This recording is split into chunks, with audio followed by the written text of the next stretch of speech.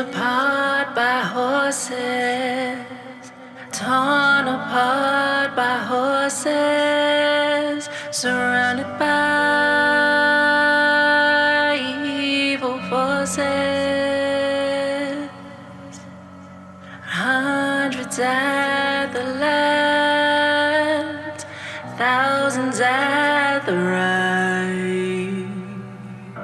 How can you forget?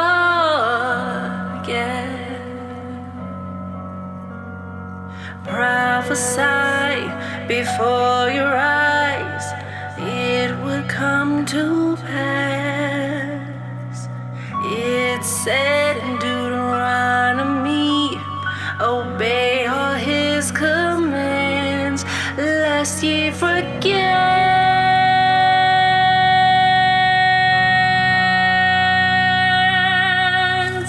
Lest ye forget.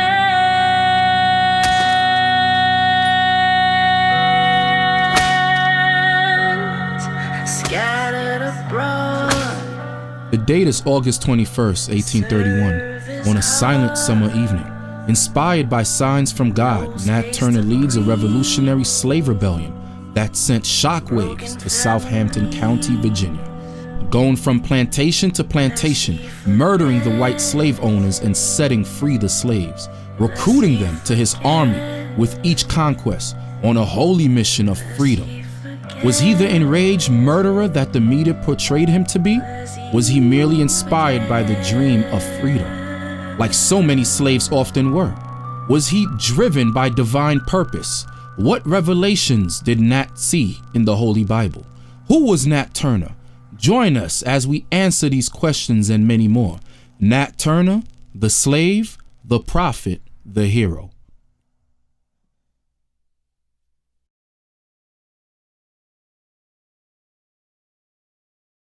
I'm proud of my heritage to Nat Turner, and I'm proud of the fact that I have inherited the legacy which he passed down.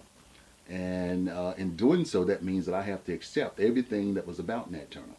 A lot of black people do not like to accept the fact that they have a slave background or slave history. I embrace my slave history very well. And the principles that Nat fought for, liberty, honor, equality, those are the principles that I still hold to today. And so, yes, I'm very pleased the fact that Nat was in my lineage, and I'm very pleased to pass that on. I have grandchildren, and I try to instill into them. I use a statement that he used to use, a three little word was his motto, all here now. Nat wanted all people to be free, not just himself. He wanted all people in the black race to be free. He wanted them to be free here or wherever they live, not in some faraway land or back to Africa. And he wanted them to have it now. He tried to do it on August 22, 1831. He wasn't successful, but he did lay that seed. And today, I live here in Virginia, which is the home state of Nat Turner. I have all of my rights and all of my freedoms. Okay? I have all of them right here. And I have all of them now. My grandchildren will have those, and hopefully my great-grands and my great-great-grands and those who follow. So the legacy of Nat Turner, what he fought for, will go on for a lot of generations. First question is, Nat did not just seek to free his people through a violent rebellion. He has spent many of his early years freeing people, particularly freeing their mind and freeing their soul through his preaching of the Bible, through his embracement of the Christian religion, and he tirelessly sought to bring that to the slaves. He was well known for many years in the Southampton County area as a preacher of the gospel. So in that sense, he was already rebelling long before he struck his first blow, because he was giving people an outlet. He was bringing something to the slaves that they did not get every day, and particularly did not get from their masters. He educated himself. He could read and write. So he freed his mind to think beyond the boundaries of which was just his physical boundaries. As far as we know, he never left Southampton County, but his mind covered areas far beyond that. And then so he passed that on to other people as well. So he gave religious freedom to the slaves. Then he brought the freedom of education by freeing their minds and encouraging them to better themselves. And then as a last resort, when he was given directions that he said he received from God, he also used violence. The violence is the only one in which that we know about that's primarily passed through history, which we focus on. but it was only one small piece because it was only 3 days. When you measure 3 days against a lifetime of other actions, you see that Nat Turner didn't just bring freedom or try to bring freedom through physical, he also brought it through the mind and through all the other areas. He sought to free the whole slave, not just take away the chains.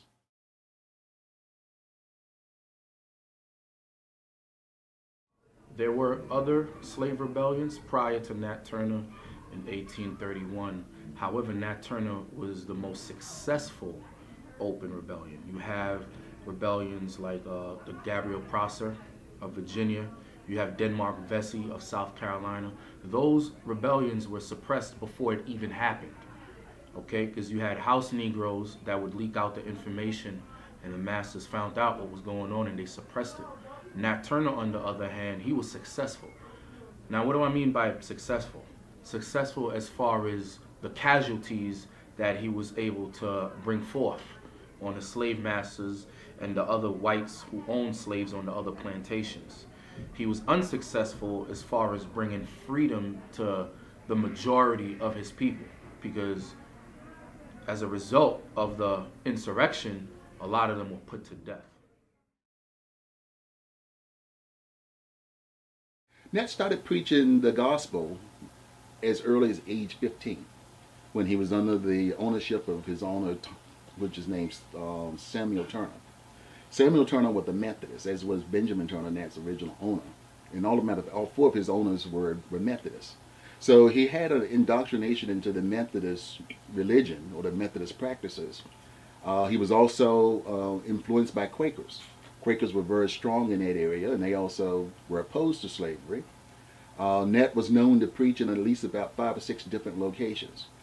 He was allowed to preach to slaves outside in the back of a church. He was not allowed to go inside the church, but he could preach to slaves outside. He traveled around to different places. In May of 1825, Nat was baptized. He and a white man named Edward Brantley, baptized each other in front of a large crowd of both blacks and whites. Baptism unto Nat was his way of finally solidifying his closeness with God, or his relationship with God, and he felt that gave him the de facto directions or authority to bring salvation to the people in the area. He baptized many people in those various points around there down in Southampton County. Some of the locations was Cabin Pond, Pearson's Pond, Rivers Mill, Post Pond. There are names that still exist today down in Southampton County. So, like I say, he was administering to the black population to bring religion, to free their souls, so that they would know there was something other than just slavery. His first step into prophesizing is that he said that one day when he was, as a child, he was playing with children, and he started telling them a story about something that had happened. And the adults said that they knew that had happened before he was born. And one of the elders of the plantation, most likely it was on Benjamin Turner's plantation, said that anyone who could tell a story before they had happened, they had to have had an insight from God, and that made him a prophet. And as a young child, the word prophet had obviously had a significant meaning for Nat. Whether he had already read about prophets in the Bible, he may already have. And so by someone telling him that he was a prophet, he decided that was his direction that he would take. And so he spent his life trying to live up to the prophecy. In his confessions, he said he would fast, he would spend time away alone and commune with God, that he would go out and seek redemption for any past sins that he may have committed. He tried to live a very moral life. He didn't carry money on him. He never sought material gains. And he was known by everyone to be truthful. He didn't tell lies. He didn't seek sexual favors, nor would he blaspheme against his neighbors. Since a child, Nat Turner knew that he was ordained to be a prophet. He knew that this was his destiny. When you read the Confessions of Nat Turner, he always quoted the Bible. He used the Bible as fuel for insurrection. All right, and his idol, I should say, for lack of better words, was Jesus the Christ. Now, when you read in the New Testament, when the Pharisees and scribes turned on Christ and the Roman soldiers came along with Judas to take Christ, Christ didn't fight back. Christ willingly gave himself up for his people. The same thing with Nat Turner. Because when you read the confessions, remember, Nat Turner ran away from one of his plantation owners. But he realized what he was destined for, and he returned back to the plantation where he ran away from. He didn't get caught. He willfully returned back because he knew his destiny. And what was his destiny? His destiny was to plan an insurrection and try to fight for freedom. He realized the impact that he would have on the minds of the other slaves, even the ones that didn't join the insurrection. All right, because that's what a leader does. A leader takes action. The slaves were tired of their condition. They were tired of their estate. Therefore, they had to rebel. All right, and Nat Turner was the man to lead that charge. Wow. So prior to the insurrection, did Nat Turner have like a history of being like, bad on a slave plantation or a rebellious slave? No, it was actually well liked from all of that was given on him by all of his masters. He was given a lot of freedom to be a preacher. He started preaching the gospel as early as probably about 15 or 16 years old. Wow, so Nat Turner started preaching the gospel at 15 years old. Yeah, it was early. That's what the estimated time was 15. He during his ownership under Samuel Turner, he preached around there to the slaves. Both Samuel and Benjamin went through a lot of effort to make sure that their slaves got religion. Really? Even schooling is believed that Benjamin allowed Nat to take classes with his children at a schoolhouse that he ran on the plantation. Wow.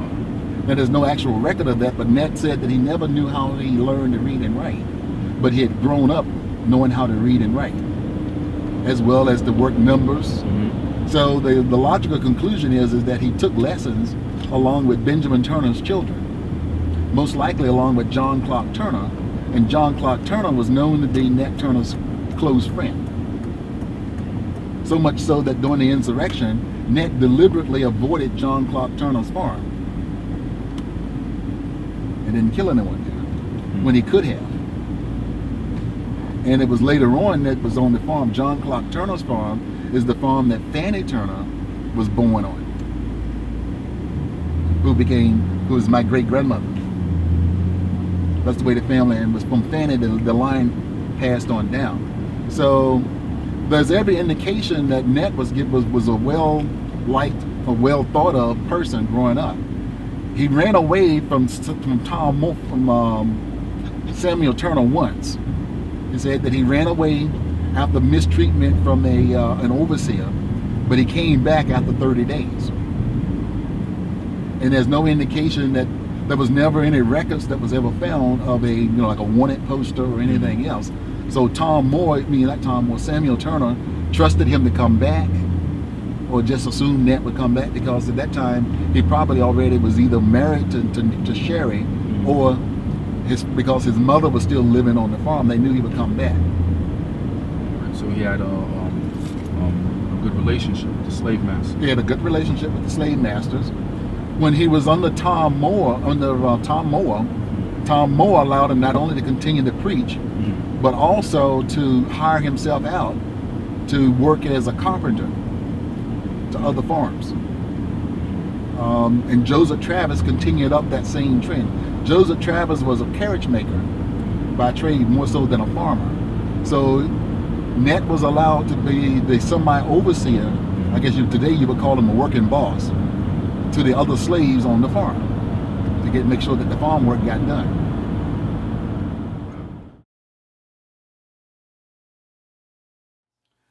I strongly believe that he believed that he was inspired by God. His statements that he gave were definitely statements that a person felt that they had been directed. It was not something that he just conjured up on his own to explain his actions later on. His life that he led showed that he obviously had full commitment to the words that he had received.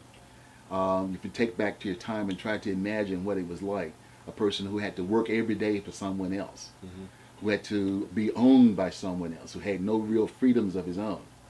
And that here he was receiving the directions that he says come to him, that come only to him. And then he tries to balance his life to those directions as opposed to what his masters are telling him.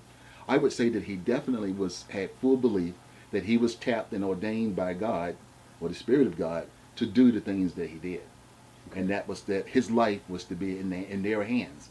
Even when the insurrection came about, he knew that the most likely that he would fail and that death would come to him, but he was compelled by that belief that he was chosen. In his confessions, he said he was shown visions. He just didn't get voices or get words spoken to him. He was given visions. And in some of those visions, he saw people, black and white, of all colors and races, mixing without chains. He saw signs in the heavens stretched out across the sky that said that there was changes to come and there would be different, better times ahead. He saw signs in the woods and on the leaves and the trees. He even saw the signs of, say, blood on the coin. That's what a lot of people refer to that was the impetus for his rebellion. But I think what that blood on the coin was actually that he was seeing given to him would be, say, the last sacrament, the blood of Christ, was being passed down to him, because he said in one of his statements was that the Spirit had told him to set loose the serpent and to slay his oppressors, and that it was time for him to lift up the yoke and carry on as Christ had carried. So that was through all the, these happened before the insurrection had occurred, years before. So he was following what he felt was given divine inspiration, and he was being shown the way changes could be beyond just slavery, which made him stand out uniquely above slaves, because most slaves could only see the row of coin in front of them or the work that they were to do. He was seeing beyond himself and beyond even his own lifetime. Nat Turner's role model would be Christ, because like I said, Nat Turner always quoted Christ. He always read the Bible. As we know, Christ had spiritual gifts ever since he was born. He was the Messiah. He was the Savior, right? Nat Turner understood this. Nat Turner's parents, his mother, told him that he was ordained for some great purpose, some great destiny. So what did that do? That had an influence on Nat Turner. That had an influence on his actions and so forth. He never hung out amongst the other slaves. He would separate himself. He would fast. He would pray often, right? And he would indulge himself in prophecies and scriptures. So Nat Turner understood that he was ordained from his youth to be a prophet of God, and not only a prophet of God, but to bring forth liberation to his people. He was a savior for our people in that time.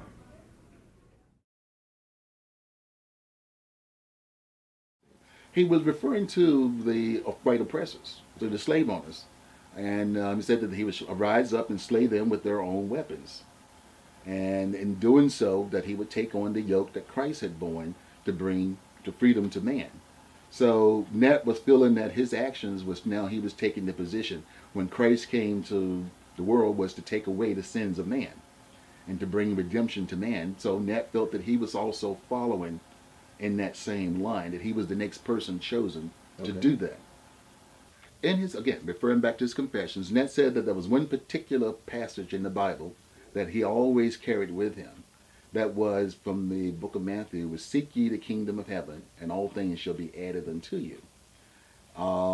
He said he developed his life around that. When he would do his prayers, he would spend his time in fasting and in study. He always referred back to that particular passage, seek ye the kingdom of heaven, and all things shall be added unto you. So those, and he also quoted other biblical structures, like for instance, when he had escaped from Tom Moore, and he stayed away for 30 days, but then he came back of his own accord and gave himself back to his master. And when the slaves asked him why did he come back when he was already free, he said that he quoted that the person who does not do his master's will or know his master's will and do it shall be flogged with many stripes. So again, he was using the Bible to justify some of his actions. So I'm very sure that throughout his life, whatever he did, he used the passages and the learnings that he had picked up in the Bible as a means of explaining his behavior. Nat's ultimate goal of the insurrection was to get to Jerusalem. There was an armory of arms there. Jerusalem as the town. Okay. Okay. In that town, there was an army, like in most all other towns, that the whites militias maintained their weapons, rifles, powder, cannons. And Nat, as he moved through the countryside with building his army, his final goal was to get to Jerusalem, seize that armory, and then fortify the city and build it up with a large army of slaves. From that, he would grow an even bigger army and then eventually force the white government to agree to end in slavery. In Jerusalem, I think he had that as maybe even becoming, say, the capital of the new Virginia without slavery, just as Jerusalem is the central capital of the Judeo-Christian religion. So from that, Jerusalem had a very, very significant impact to Nat Turner. But the accident of history, or say the accident of coincidence, Jerusalem was not that significant in the overall scheme of things. And the reason the name was changed from Jerusalem to Cortland, according to their history, was that's where the central courthouse was, the circuit court. And so as to identify that there was the court, the court seat was in the county, they changed the name to Cortland. Well, as a leader of the people, you got to go above and beyond. You got to separate yourself. You got to do things that the norm, outside of the norm, I should say. None of the other slaves were praying and fasting often. None of the other slaves were separating themselves and studying the prophecies and the scriptures and so forth. Nat Turner understood this. He understood his mission. Because remember, it was implanted in him since he was a little kid, from his mother and his grandmother. They told him that he was ordained to be a prophet from his youth. So that always resonated and stayed in the mind of Nat Turner. So what did he do? He started doing things that a prophet does. When you read the scriptures, that's what the prophets did. They didn't entertain things in the world, right? And they were always praying and fasting.